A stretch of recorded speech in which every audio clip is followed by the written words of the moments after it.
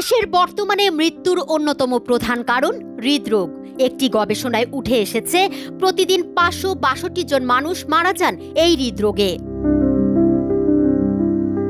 বিশেষজ্ঞরা বলছেন হৃদরোগের ঝুঁকি দিন দিন বাড়ছে। এর কারণ হিসেবে বলা হচ্ছে অনিয়ন্ত্রিত জীবনযাপন, দুশ্চিন্তা, কায়িক পরিশ্রম কম করা, বেশি রাত করে ঘুমানো সহ জাঙ্ক ফুড বা অতিরিক্ত চর্বিযুক্ত খাবারে অভ্যস্ত মানুষ হৃদরোগের শিকার হচ্ছেন বেশি।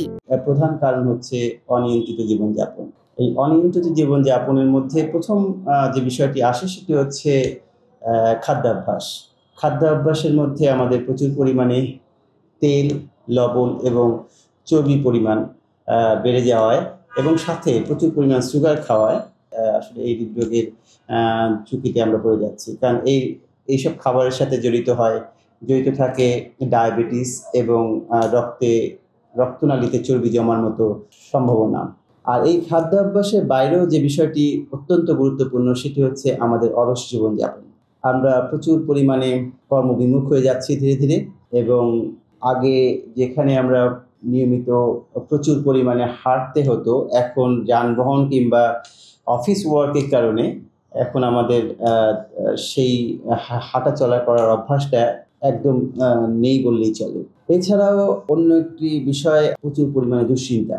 আমাদের এখন ঘরে ঘরে প্রতিটি মানুষই দুশ্চিন্তাগ্রস্ত হয়ে আছেন। বিভিন্ন কারণে দুশ্চিন্তা, ছোট ছোট অনেক ঘটনার কারণে দুশ্চিন্তা থাকেন। আর এই দুশ্চিন্তা থেকে জন্ম নেয় ব্লাড প্রেশার বেড়ে যাওয়ার মতো রোগ, এবং ধীরে ধীরে সেটি হার্টকে ক্ষতিগ্রস্ত করে।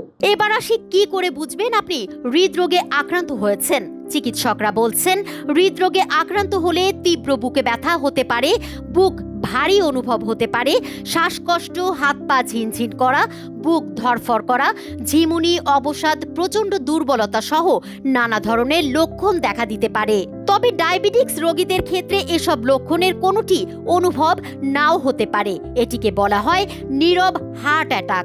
দেখা যায় যে তীব্রভাবে হার্ট অ্যাটাকে আক্রান্ত হন তাদের ক্ষেত্রে প্রথম অবস্থাতেই অনেকে তীব্র বুকে ব্যথা, যেটি সাধারণত বুকের মাঝখানে ব্যথা হয়, কখনো কখনো ব্যথাটি হাতের বাম পাশে ছড়িয়ে যেতে পারে, পিঠে ছড়িয়ে যেতে পারে, এমনকি চোয়াল পর্যন্ত ব্যথাটি আসতে পারে।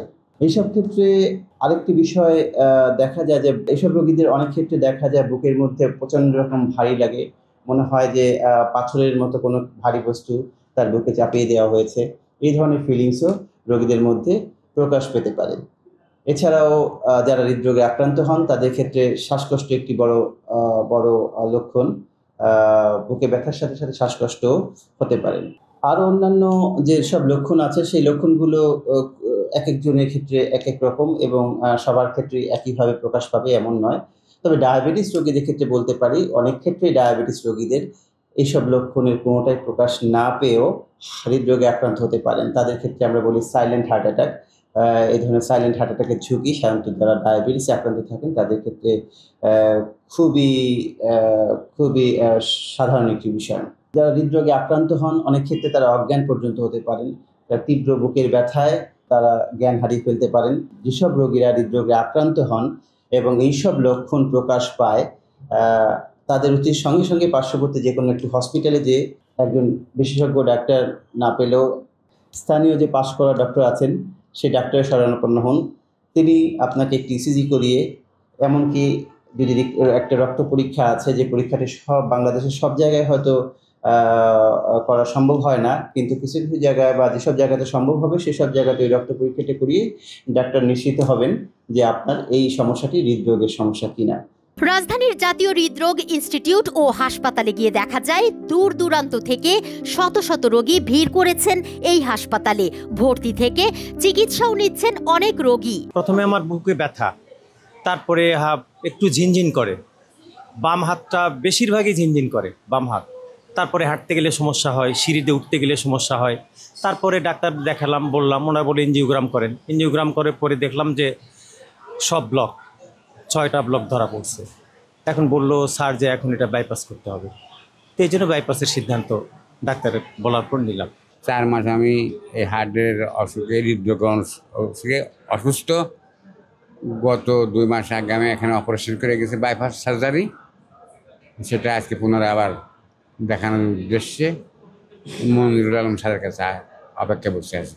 এটা আমার শরীরের ভিতরে কুশি আসে, ব্যথা, বুক ব্যথা, এভাবে দেখি এখানে এনজিওগ্রাম করে তারপরে অনিয়ন্ত্রিত জীবনযাপন ও অসচেতনতার কারণে হৃদরোগ একটি নীরব ঘাতক হয়ে দাঁড়িয়েছে। হৃদরোগের যে কোনো লক্ষণ অনুভব হলে দ্রুত হাসপাতালে যাওয়ার পরামর্শ সংশ্লিষ্টদের। তুলনা আফরিন, বাংলা নিউজ 24, ঢাকা।